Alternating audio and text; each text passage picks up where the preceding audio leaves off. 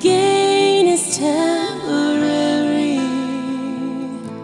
And what do I have if I don't have you?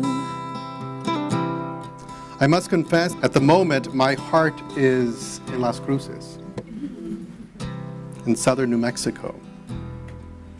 I didn't only fall in love with the breathtaking landscapes of New Mexico with their spicy food, but the people have taken my heart. They have loved me as only siblings can love a brother. And I'm grateful to them for their healing and strength-inducing love. And so my heart remains with them.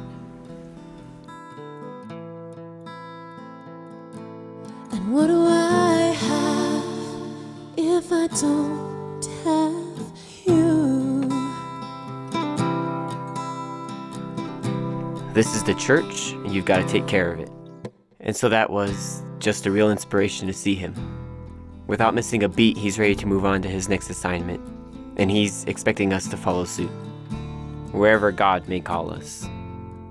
I will be going back to school and finishing my last year as for my bachelor's degree, and I'll be going back to San Antonio at Assumption Seminary. My first 2 years in seminary, I used to lament that not everyone could be in seminary. I used to think, like, if every Catholic had spent a year in seminary, like, the church would be so different, because the support there is unreal. You know? I think the best thing that I have learned from seminary is the seminary is a house of formation to form you that someday you become a priest of Jesus Christ. And the second thing is it's a house of discernment. That's what I love about seminary. Well, I have one more year of seminary studies, so I will return back to my seminary Mundelein for a fall and spring semester, and I should be finished with my seminary formation next year, so May of 2019. A man is first called, and then he's formed into being a priest. And so there is that you must be a priest before you act as a priest. So you know that you've been supported through all of the parishioners in our diocese through United in Ministry. It's definitely a blessing. A lot of times, the schooling is just really difficult, but you do think back to, the people sitting at the pews at home that are, sacrificing for us to go to school. It inspires me, and I do try to think of the people back home when schooling gets tough, that they don't deserve C's, they deserve A's, and I try to learn as much as I possibly can, and the diocese deserves the very best. What can money buy if surely not your favor? What can riches get if surely not your heart? My name is Sister Marie Paul Willem. I'm Belgian. I'm 85 years old, and I work here as an administrator in San Jose, the Picacho mission.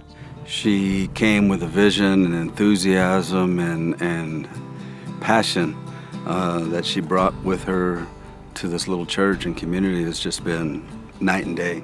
Everything that she's done to inspire us and encourage us to be involved and to come together as a community has just been amazing. There were so many things that had to be done: the buildings, the grounds, the community, the liturgy, the music, everything. It's always, how are we going to make our church better? And she's just on top of everything. I've never seen anybody do this, ever.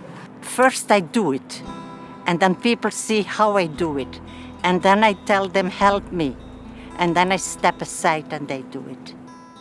I really feel humbled when I do it, because I know I'm there in the name of Jesus. If there were not churches who opened their doors to receive them, ICE would be forced to literally let them go into the streets. But in state prisons, what you'll see happen is or in hospitals, You'll have a social worker who's as a case manager who works with the family to transition them to where they're going. But we don't see that in this type of setup. So it falls on the shoulders of the local faith communities to provide these transitional services from incarceration to the families where they're going to. You are the one who loves me, and you love me in a way I will never understand.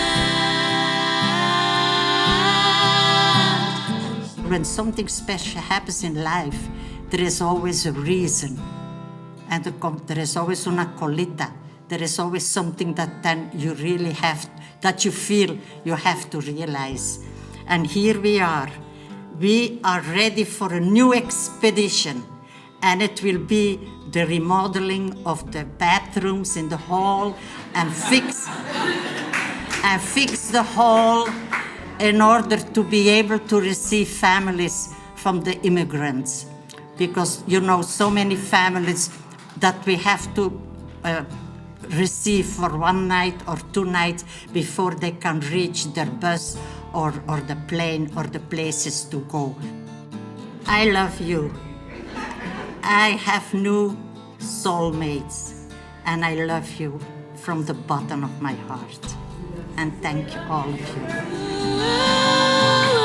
What I show for all the life I'm living? What would I do? What would I have if I don't have you?